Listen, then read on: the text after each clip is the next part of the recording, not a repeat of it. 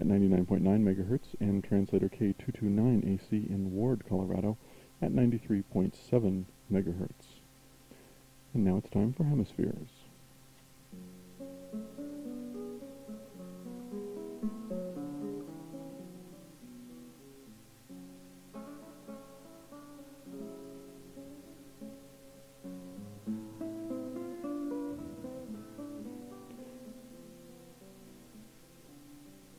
Good evening. My name is Richard Curtis. I'll be your host this evening. Before we get going, I wanted to let you all know that tonight at 8 o'clock p.m., the Boulder City Council will hold a public hearing on the possibility of passing a resolution opposing the Multilateral Agreement on Investment. The hearing will start around 9 p.m. At the City Council chambers at Broadway and Canyon. People can sign up to speak when they get there. The Front Range Fair Trade Coalition is urging people to come and speak out in favor of the resolution. For more information last minute, please call 544-9180. This evening, we have a special show in store for you on Hemispheres. Joining us live on the phone from Berkeley, California, we have Dr. Michael Parenti, noted political scientist and author of, among other books, the recently released Black Shirts and Reds, Rational Fascism and the Overthrow of Communism. Dr. Parenti is perhaps the hardest working man in political scientists. Michael, would you say that? I don't know. Could you speak a little louder, Richard? I can't hear you here. Something's just happened to the connection. Oh, okay. How's that? Yeah, I guess so. We'll try and make that happen. Wanted to also mention some of your other books. It's an amazing collection. Land of Idols, Political Mythology in America, Against Empire, brilliant expose of the brutal realities of U.S. global domination, Democracy for the Few, Make-Believe Media, The Sword and the Dollar, Dirty Truths, and well-known Inventing Reality. Well, welcome, Michael. Hello, how are you? I'm doing very well. So, how are you on the eve of... Okay, I wanted to mention there's a new book coming out in about a week called America Besieged. It's a compilation of commentaries about the American scene. Also published by City Lights? Yes. Okay. We'll have a phone number for City Lights, bookstore and publishing at the end of the show if you want to stay tuned for that. Well, the reason I have you this evening, of course, is to talk about Black Shirts and Reds. And I imagine the first thing that leaps to people's mind is, what in the world does he mean by rational fascism? Yeah, the subtitle is Rational Fascism and the Overthrow of Communism. What I argue is that fascism, Nazism, are usually presented as mad, irrational movements that, the goose-stepping, the swastika, the Holocaust, the Führer cult, the leadership cult, the blood theories, and a lot of terrible aspects to fascism and very irrational ones.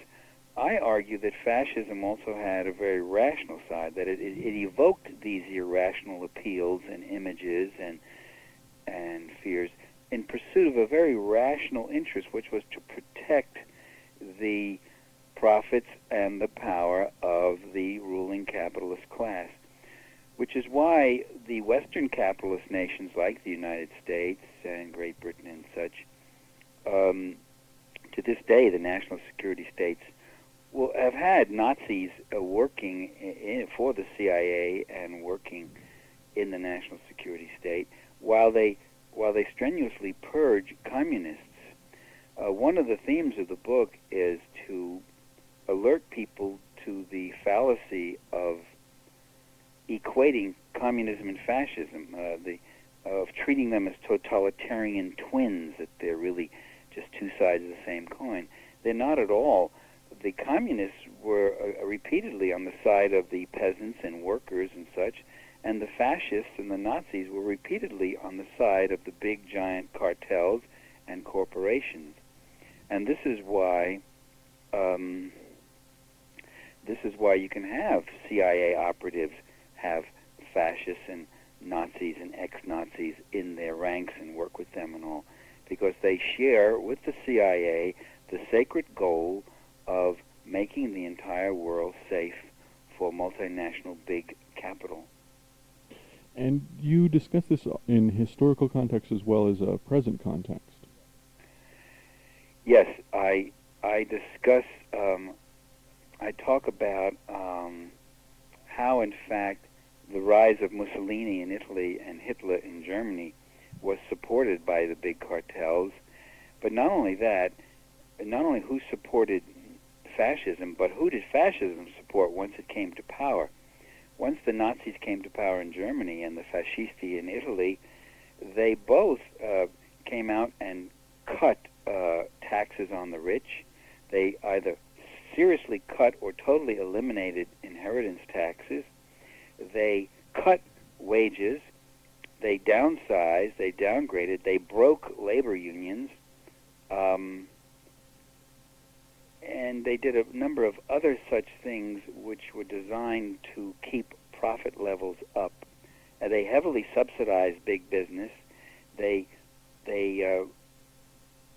cut human services.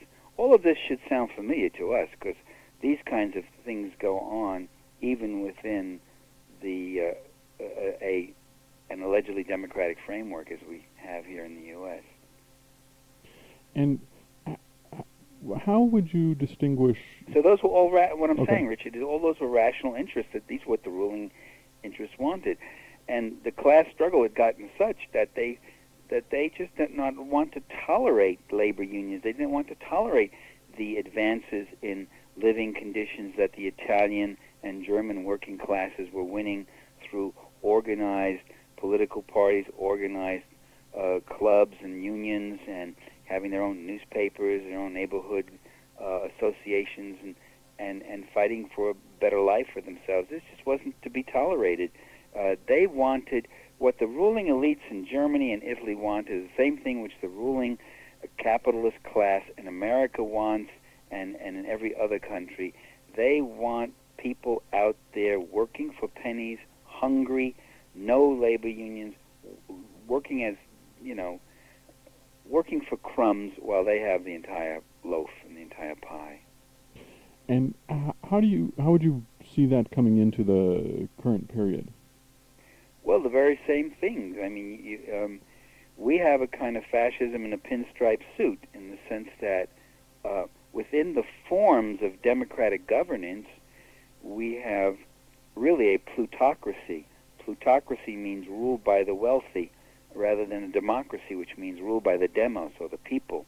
And in a plutocracy, big money buys the elections, big money buys the campaigns, big money controls the economy and can write and dictate conditions even to a lot of elected representatives who might try to move in a more democratic direction.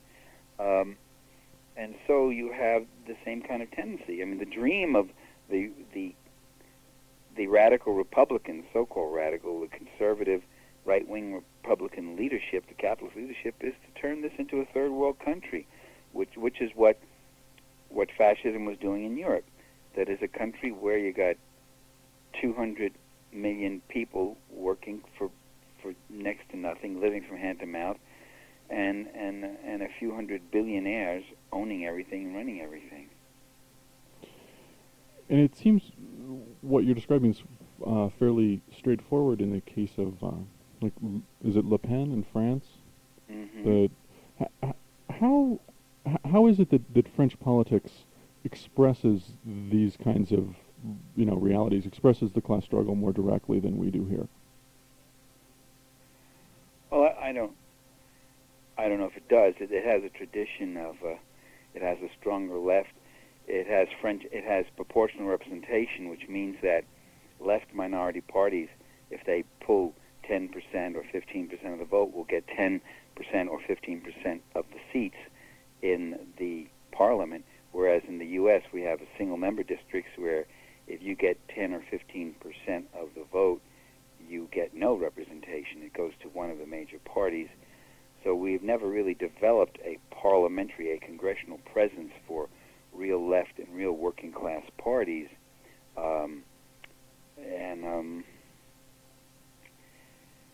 Le Pen is really he's the beer hall fascist. I mean, the function of fascism is to make a pseudo-revolution, to make a popular appeal, to say we're for the common man, while they're working for, in fact, the big corporate capitalists. And Le Pen plays on very real grievances that the petty bourgeois elements in France may have, this tax squeeze they're in, the profit squeeze they're in, the fact that the big cartels are really getting most of it.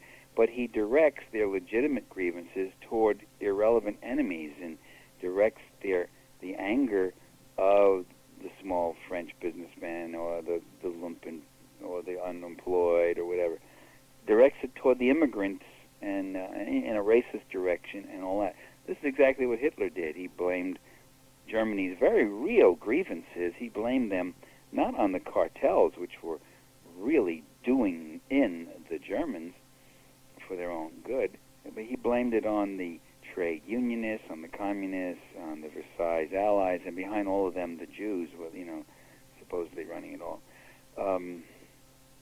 And so in the U.S., that's the function of the Klan, that's the function of neo-Nazi groups, is to take people's very real grievances and say, oh, a white man doesn't have a chance, and it's all because the blacks or the Latinos or somebody else or the new immigrants are getting everything, and we don't have nothing. And that's very much the same. Now, these kind of rabble-rousers, these kind of guys who play on those kind of fears, they in and of themselves are not the menace. The menace comes when they get backed. I mean, Hitler was a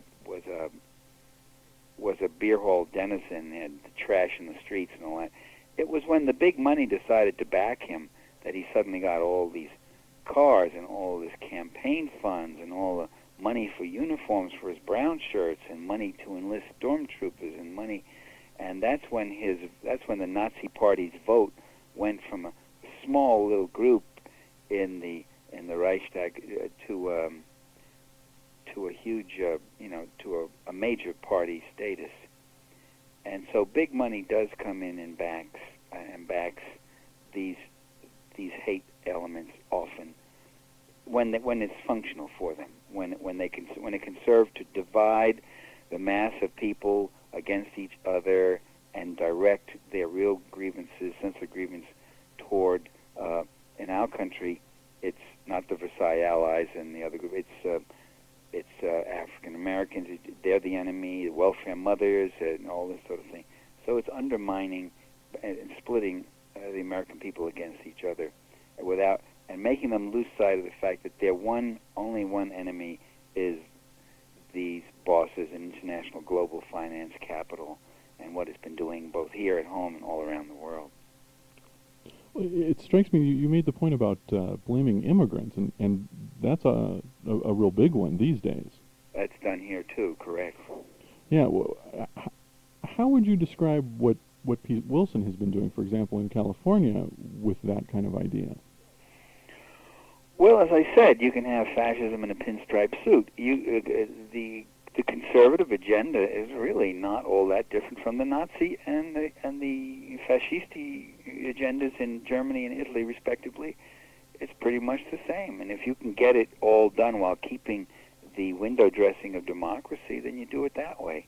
If you can't, if it really gets too tight, too tough, then you bring out the wolves, And I understand also from the book one of the points you make about how this all fits into, especially into American politics, and the political ideology is anti-communism. What does that mean, anti-communism? Well, the anti-communism is a way of, you demonize communism. You tell people this is the worst possible evil that could be, and given this terrible evil, we are justified in using every conceivable evil we want to fight it.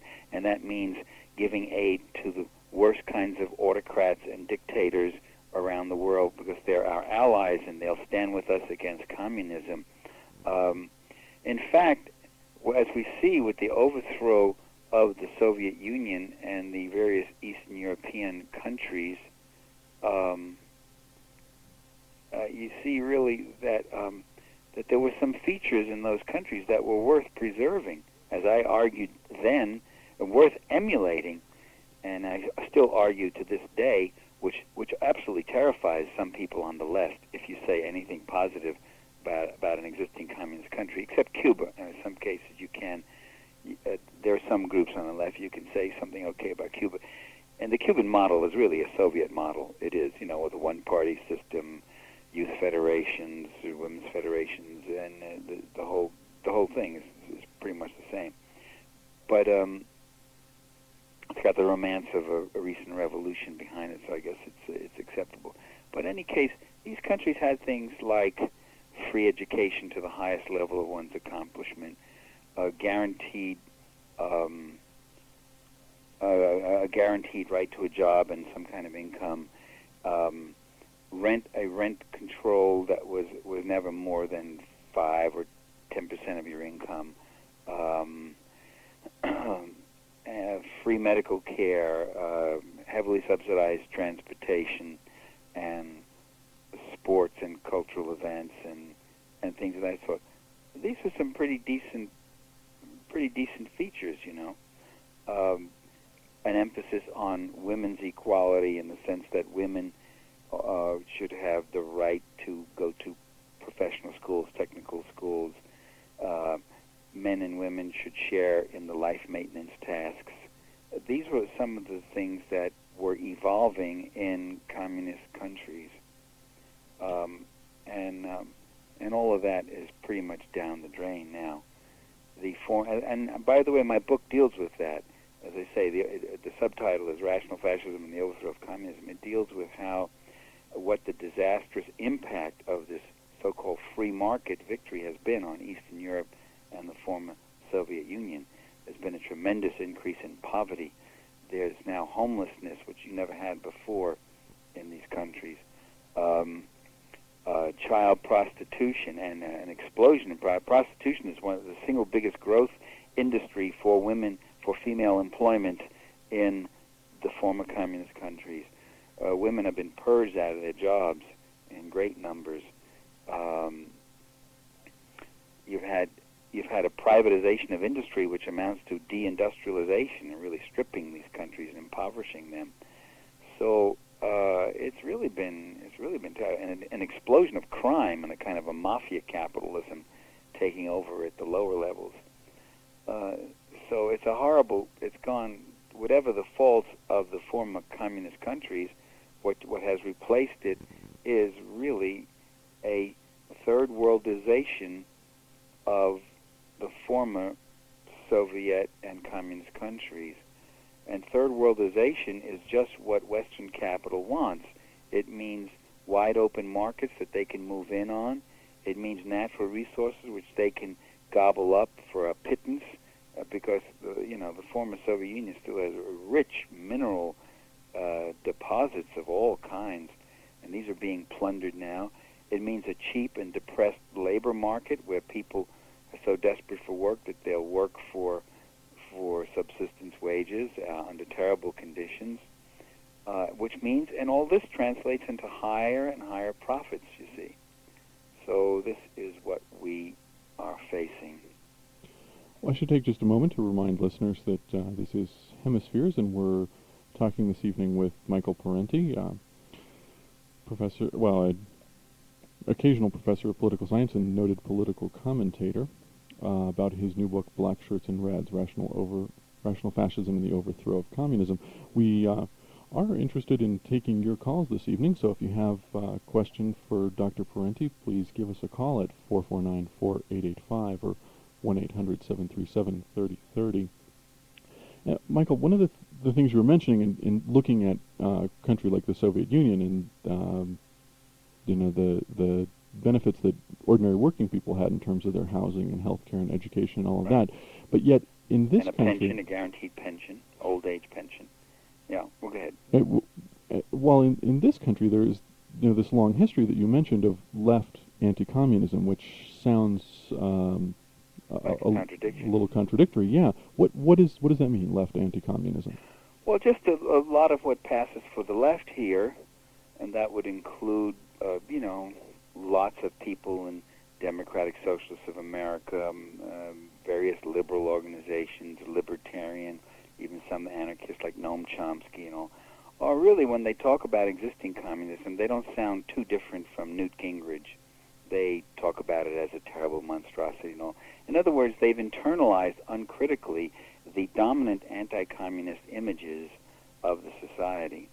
And that's too bad, because that the overthrow of communism, I point out in the book, represents a historical setback of tremendous or momentous impact. What you now have with the ruling capitalist class in the West now turns to the working class and say, look, we won. You got nowhere else to go. See, in the old days when you had these communist countries and movements and all that, in a way that was always a restraint. The plutocrats here had to turn to their workers and say, you have it so much better than they do over there. We'll pay you a little more. We'll give you, they have socialized medicine, but you don't want that. We have health insurance for you here at the place of work and all that sort of thing. Now, all of that's going. They don't have to do that anymore. They don't have to worry about competition. They tell their workers, you got nowhere else to go. We won. This is it. And take it or leave it. And if you don't like it, that's too bad. And what we're going to do now is downsize, speed up, downgrade these jobs, take away your benefits, take backs. Because every dollar we have to spend on stupid things like health care and clean environmental protection, occupational safety, every dollar we have to spend on that is one less dollar of profit that goes into our stuffed fat pockets already. And there's only one thing that ruling classes throughout history have ever wanted, and that's everything. They want it all. They want all the lands, all the mineral deposits, all the herds, all the crops, all the riches, all the wealth, all the markets. They want all the services, none of the costs, none of the taxes. They want all the cream, and all the sweat goes onto those who have to work for them. And that is the inevitable tendency, and you can see it becoming more and more blatant today, at a tremendous cost to the people of our society and throughout the world, and at a tremendous cost to our environment, because the environment, too, is just treated as an inexhaustible resource which they can plunder and devour and use for their own profit. Well, we started getting some calls rolling in. Why don't we start by checking in with May from Netherlands. Good evening, Richard. Are Good you there? evening. Yeah. And hi, Michael. Hello. I'm enjoying your comments about the elitist governments and the different forms that they take. But you caught my attention when you mentioned Governor Pete Wilson in the upcoming race for governor in California. And I was wondering what, if any, opinion you had on the Libertarian candidate, Steve Cubby, and Pete Wilson's Republican rival, Dennis Perrone, founder of the Cannabis Bar Club in San Francisco. I don't have any firm and fast opinion on those particular candidates. Haven't heard too much about them. Right. Well, maybe I voted for. I supported Dan Hamburg of the Green Party, and I voted for him. I also like Gloria de la Riva of the Peace and Freedom Party. Those are the two I thought. Of course, they remain, quote, minor candidates, even though they're the two that really best address themselves to the major issues, and they remain minor candidates because they don't have millions of dollars to get into the media, and especially in a state the size of California. Okay, well, I'll give you another question. What's your stand on socialized medicine?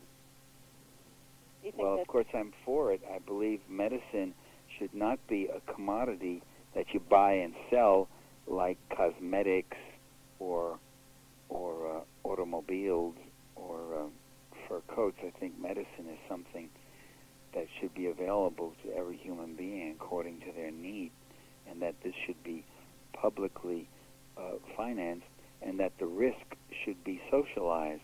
The risk means we all pay a little bit, and then if any one individual is in need of it, they can get it from the risk. The risk is spread out among all of us.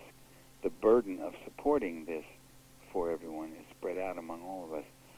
And I should point out that socialized medical programs, the administrative and bureaucratic overheads, are much less than what the HMOs cost us.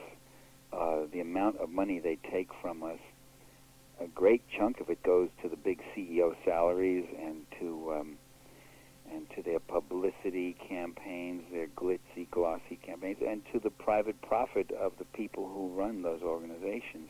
At the same time, I was in Brazil and took part in a kind of a government medical program since I was working for the government, and it was entirely inept. Well, was it inept or was it underfunded? You see, sometimes what happens with public programs is they're given such insufficient funds, they're defunded, and then we're told, oh, this school system doesn't really work. Oh, this bus transportation system doesn't really work. People have to wait so long. The buses are breaking down. They're breaking down because they're defunded and underfunded. The money's going to build bigger highways for private cars and recreational vehicles and other ecological disasters like that. And so it is with a lot of medical programs. One of the first things they've done in England is the Tories tried to defund the medical system, which had been working. And you see, the problem with some of these systems is that they do work, and they work very well. They're attacking Social Security here in our own country. The problem with Social Security is that it does work. It actually gets out millions of checks to people who need them, not only for old age pension, but also survivor's insurance. Social Security is a survivor's insurance. If you were to die and you had children, those children could collect Social Security until they're 18. And it's also a disability insurance if you got seriously disabled. Most Americans don't even know what Social Security is. All they hear is that it needs reform because it's inept, it's not working, it's going to be defunded. In 30 years, it won't have enough money. Imagine worrying that 30 years from now, what other programs do they worry about and say, well, we've got to scrap this program because I think that maybe in 30 years from now, it might not have enough money in it. And so I don't know that much about the Brazil health system, but I know something about Brazil, and it is that, it's a pretty tough, very impoverished and regressive system there, and I wouldn't be surprised. And I'm sure there's ineptness, too, if it's not properly organized and not properly worked over. Well, May, unfortunately, we need to go. I have another caller waiting, but thanks a lot. And we'll move on to Daryl from Denver. I was going to ask you something else, but as long as we're on healthcare for a second, I noticed that under the new Labor Party, as they call it, that the waiting lines for surgical procedures have actually gotten longer. Does that mean they got themselves a right-wing government? I don't know. I suspect maybe the funding just hasn't caught up, or I don't know what that particular is about. Tony Blair is hardly a socialist. Tony Blair is a Clinton. Is Great Britain's answer to Bill Clinton, and his job is under a pseudo-left veneer to keep moving the country further right, to move the left toward the center and right. So I don't know exactly what they're doing with the health program. I know that the health program has been having problems over the last 10 years because the Tories have been defunding it. They wanted to go after it a lot sooner, but it's such a popular program, they had to move relatively slowly on it. But they've done it in. And maybe what's happened now, especially since Tony Blair can insists upon maintaining a large military budget and doing those other things a la Clinton, that maybe it doesn't have enough funds. There is no left Labor Party right now in there. There's a coterie of about 40 or 50 leftists still in the Labor Party under Tony Benn and a group of something like that, but they're getting squeezed out. Daryl, I need to ask you to speak up a little bit. Yeah. Your latest book sounds like it's kind of a rehash. Oh, thanks for coming back to my latest book. Thank you. Okay. Yeah. But my question is, what do you see as the relevance of it for where we're at today in 1998? I mean, personally, my feeling, I just read the big, thick biography of Stalin, and it's like cold water in the face. It's like the Soviet Union really was that bad, wasn't it? It was based on real stuff. That was like just an amazing suicide, as I see it, a collective suicide. An amazing collective suicide. Well, that's a strange view about the Soviet Union, because, in fact, what the Soviets did in 40 years, including maybe the 15 under Stalin, was build a country from a backwood peasant society to a country with the largest major industrial base in all of Europe, and it was the one that was able to fight off the Nazi invasion that came in at tremendous cost to them, and at tremendous cost to the machine, too. Tremendous cost to the Nazi machine. And at the same time, of course, Stalin, for all the accomplishments that under his leadership, he also purged people in his parties, purged people in the various bureaucracies and elites and all that. Hello? Hello. Yeah. And did get into and did commit any number of crimes of his own. There's no doubt about that. But to say it was a mass suicide sounds kind of weird. Well, I would suggest you read that one. By the way, I have a chapter in the book called Stalin's Fingers about actually how many people were killed and what it all meant and what was the purpose of all that and how it happened. It might be interested in taking a look. I count he was in from 1923 to 1953. That would make 30 years. No, I would say he really emerged supreme in about 1927 when he declared sort of in effect the revolution from above. Yeah, he was in probably more like 26 years, right? And one of the things he did was basically get rid of all of the original revolutionaries. Yes, that's right, and we've heard that again and again. That's absolutely true. He did do that. And it was amazing how in the West, how writers in the West who hated those original revolutionaries, hated them all, suddenly felt that they were courageous and wonderful heroes who were victims of Stalin. He certainly did, he certainly did do that. He certainly coalesced and concentrated power in his own hands. But let me point out, one of the ways he did that was by carrying the Central Committee with him. One thing that's often left out is that Stalin did win the support of that party for his course, which was the revolution from above.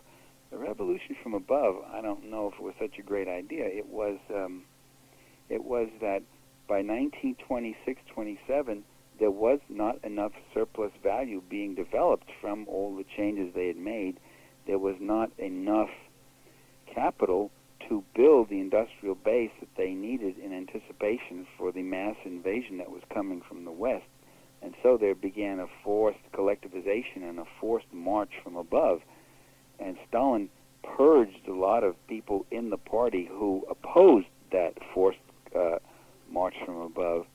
And then what happens with those kinds of purges, the purges really got all sorts of people, and then they started purging the purges. That is, the effects of it became so deleterious that suddenly Stalin decided that many of the people who did the purges were themselves must have been subversives because the destructive effect was such. And so many of those people were purged, even though, despite their protestations of their loyalty to the system.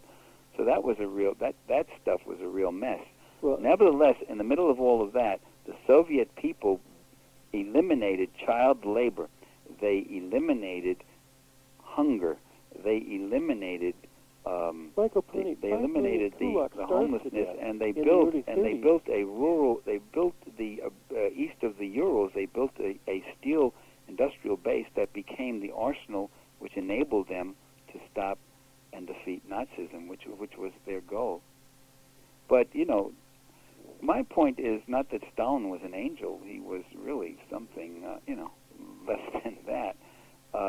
And there were certainly crimes committed against socialism and socialist legality by Stalin himself, and he became a tyrant who acted arbitrarily and whatever else. And the less restraints on his power, the more that power started to be used in sometimes very harsh and arbitrary ways. But my point is that the Soviet Union was something more than Stalin, and there were other worthwhile accomplishments. And this is something we should keep in mind, especially what we owe them, which was the destruction of Nazism. Well, see, to me, the whole Stalin phenomenon. First, I think you and I have a different read on what happened during the 20s and 30s. But for me, the real question here is, what was it that was organically flawed in the Bolshevik system that allowed a monster like Stalin to basically destroy everyone else except himself? Mm-hmm. Well, he didn't destroy everyone else. He didn't. He didn't destroy all sorts of people. He didn't. All sorts of capable leaders. He didn't destroy. Molotov, Voroshilov, Mikoyan, Khrushchev, all sorts of others. I'm not quite sure. Okay. But I think I've said all I've wanted about Stalin. I would like to really move on. Yeah, I invite you to read my book, and maybe you'll get an answer to your question. Well, unfortunately, Daryl, we have other calls backing up here all of a sudden, so let me move on to that. But thank you very much. Let's try Oscar somewhere in Boulder. Hi, good evening.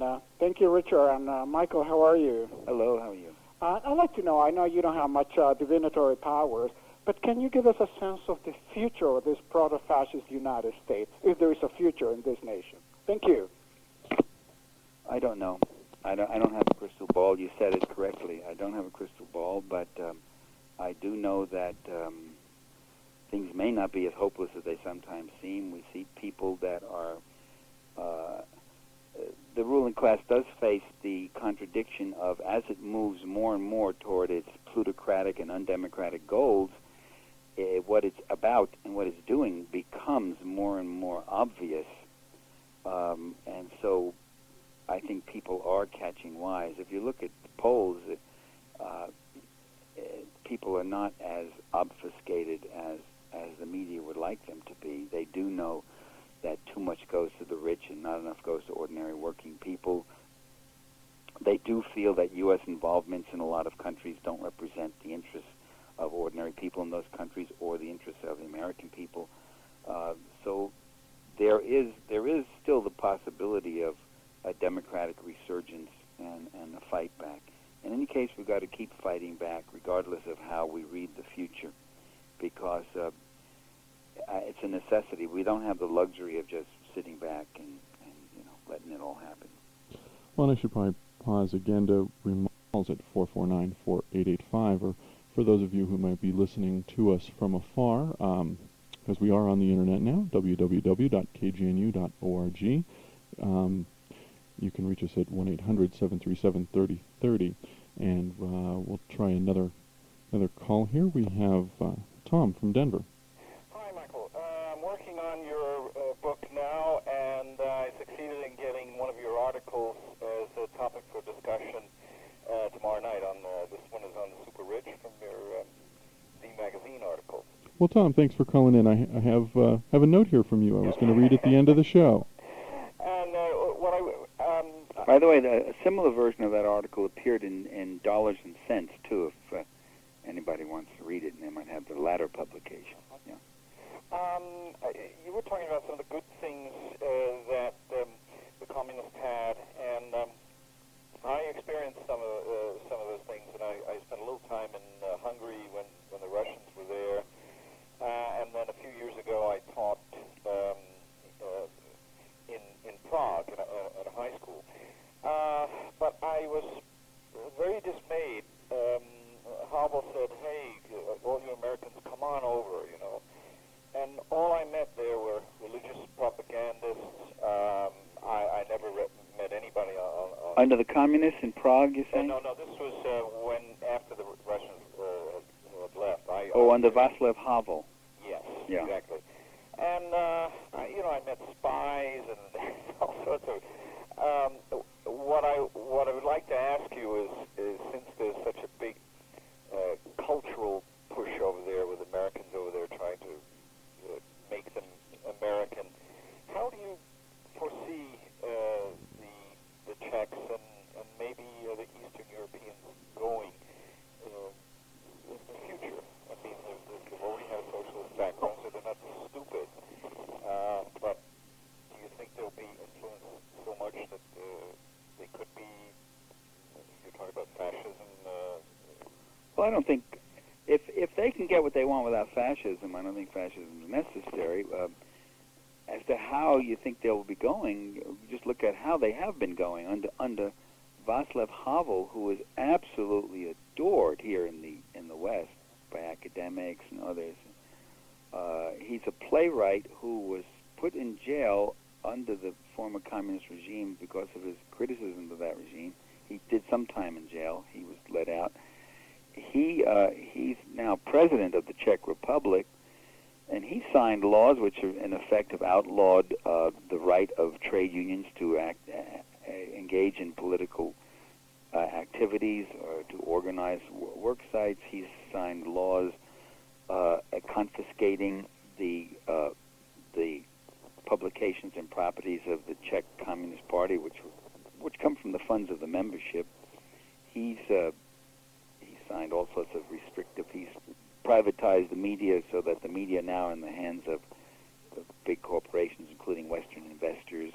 And he's also pushed for laws which took the big landowning class, the lands that were confiscated by the communist government and put under public ownership. He's given those lands, often at tremendous cost to the people who are now living on the lands, given those lands back to the big feudal lords and landowners or their descendants and their families, including himself. He himself has now become owner. He's a rich man again. His family was rich. He was raised, before the communists ever came into Czechoslovakia, he was raised by governesses and chauffeurs and such. He comes from a very rich family, and he's now once again rich. He has gotten back apartment buildings and other things, and all sorts of other properties are now once more his at the expense of the people who occupied them. So that's the road that the Czech Republic is taking, which is to try to become a plutocracy. And I think they've under leadership of people like Havel, they're succeeding. Any signs of like local politics where maybe they'll have a socialist mayor, and I'm not just talking about the Czech Republic, but Poland, where the people say, hey, we did have it pretty good and it was pretty secure. Well, years ago I saw a documentary on Poland where 3 or 4 or 5 of the presidents, that they allowed that in the documentary, must have mean a lot more was saying it.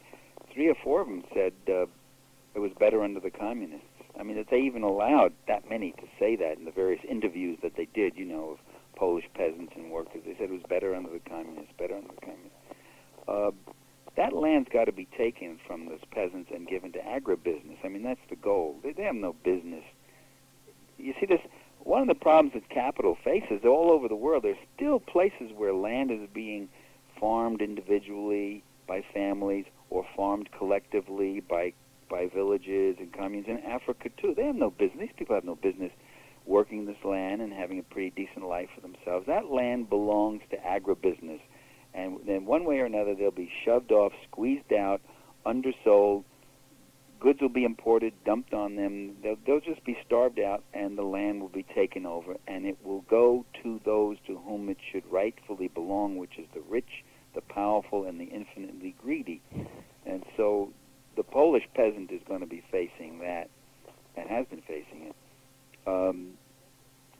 And in several of the countries, of course, they voted back communist parties into office, but the countries aren't socialist anymore. You can get here or there a renamed communist party might come back in and take over parliament. Well, in Russia itself, the communists taken over the Diet, the Russian Diet, which is the parliament.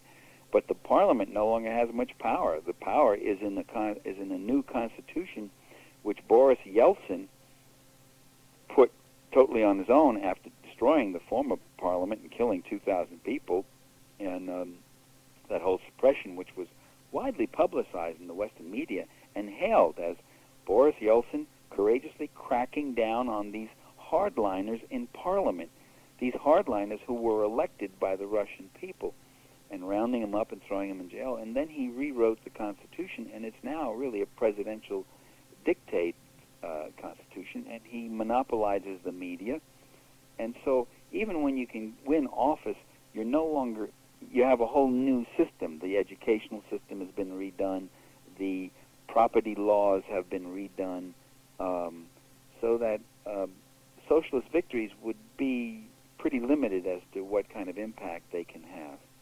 You know, and Tom, unfortunately, we have another call waiting. Thank you. And we'll try Luis from Lafayette.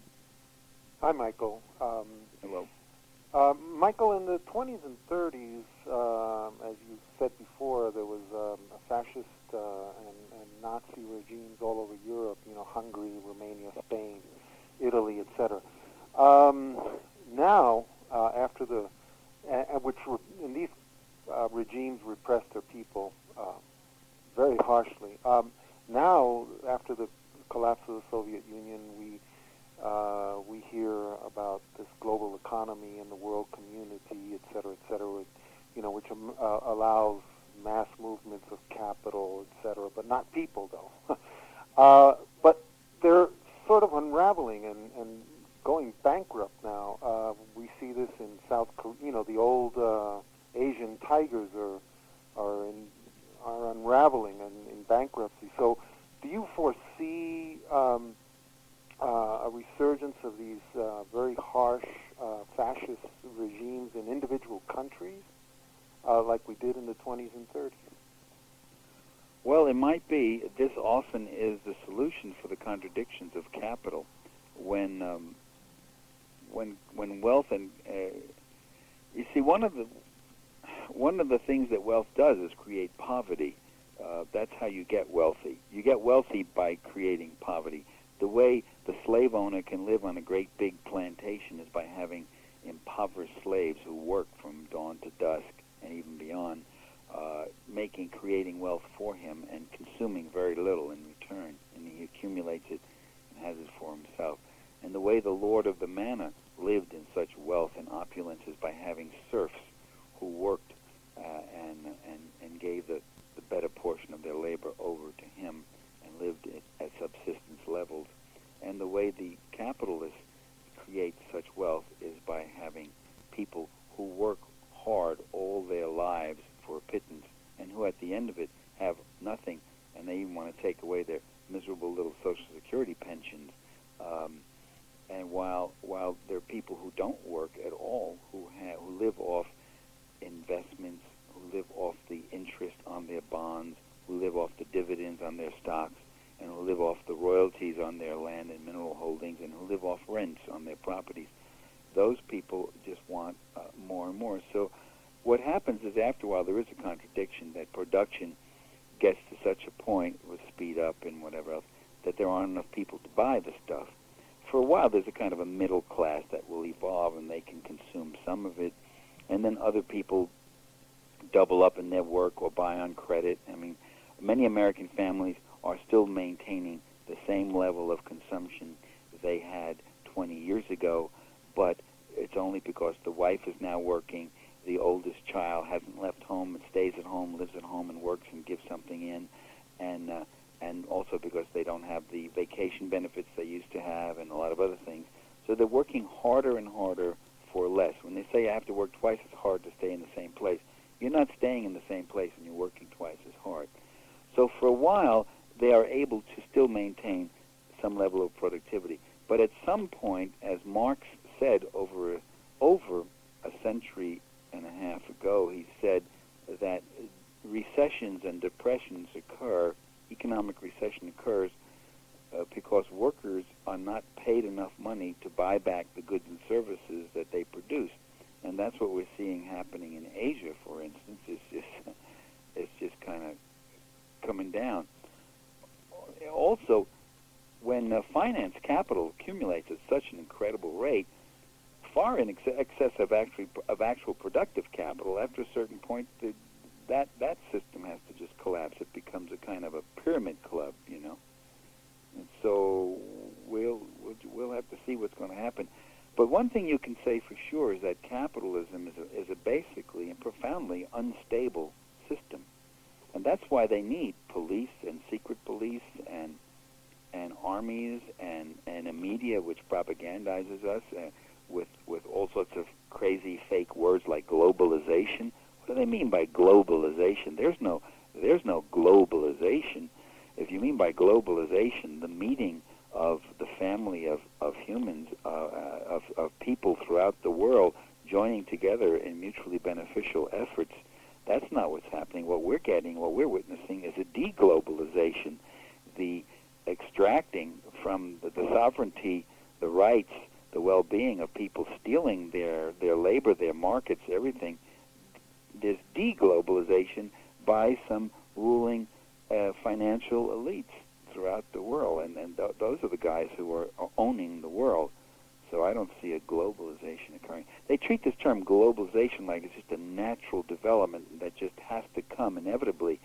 It's not natural. It's the writing. It's something that's been written up by the people in Uruguay for GATT, for NAFTA, for MAI, and the goal is to do an end run around any kind of democratic sovereignty that might exist in existing nation states, do an end run around all of that, and have the corporate elites write their own tickets on any question involving labor conditions, occupational safety, environmental protections, species protections, and any kind of social value that might in any way interfere with the cash nexus and the profit motive in the capital accumulation process.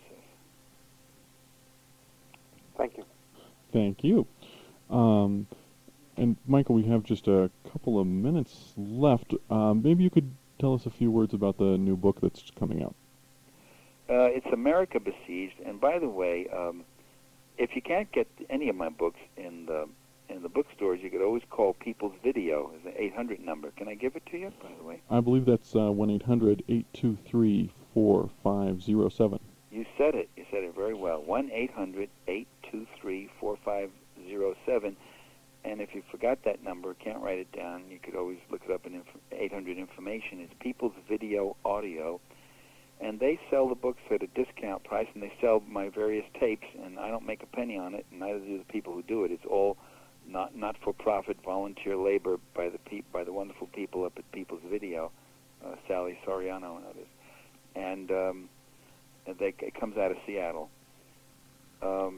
So the new book is called America Besieged, and that'll be out, I guess, in a few weeks. It's a compilation of radio commentaries I've made and a few other things, and some articles that I've redone, updated, changed, whatever else, and put together. They deal with questions of American political life, the economy, the media, and things of that sort. Well, Michael, we're coming near to the end of the hour. I was going to take a couple minutes to wrap things up here before I go on my own, but I did want to thank you very much for joining us. Okay, could I make one other point about black shirts and reds? I also deal with the whole question of Marxism and class analysis in there, and that might be something which people on the left might want to look at. And I argue that Marxism today, the Marxist analysis or class analysis, is much more relevant than it was when Marx himself was writing. I'm sorry we didn't get a chance to discuss that in more detail. But thank you very much, Richard, for having me. Well, thank you, and have a good evening. Right, bye-bye. Bye-bye. This is Hemispheres. My name is Richard Curtis, and we've been speaking with Michael Parenti, noted political commentator, and, as at least one person likes to say, the hardest working man in political science. He is a prolific writer, and also a very entertaining and compelling writer. His books, including his latest one, Black Shirts and Reds, at least a number of them are available through City Lights Books in San Francisco, and you can reach them at 1-800-274-7826, as well as stopping by your local Radical bookstore, which of course is Left Hand Books above Wild Oats Market on Pearl Street.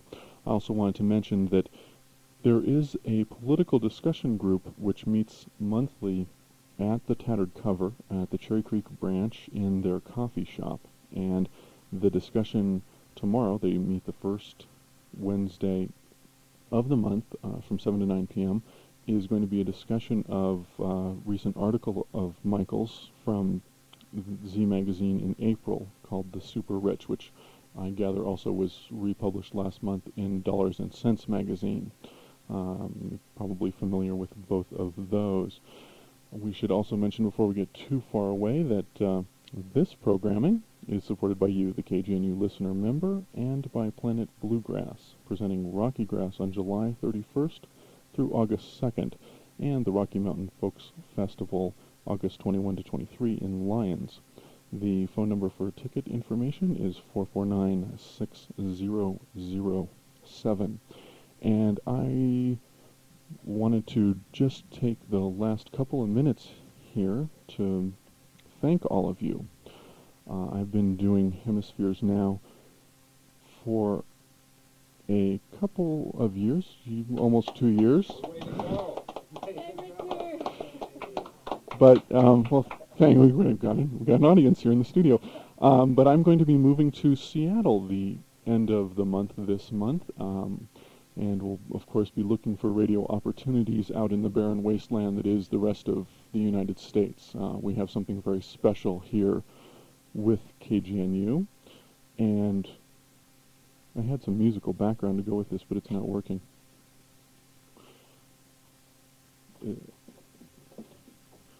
So we'll... Oh, here we go.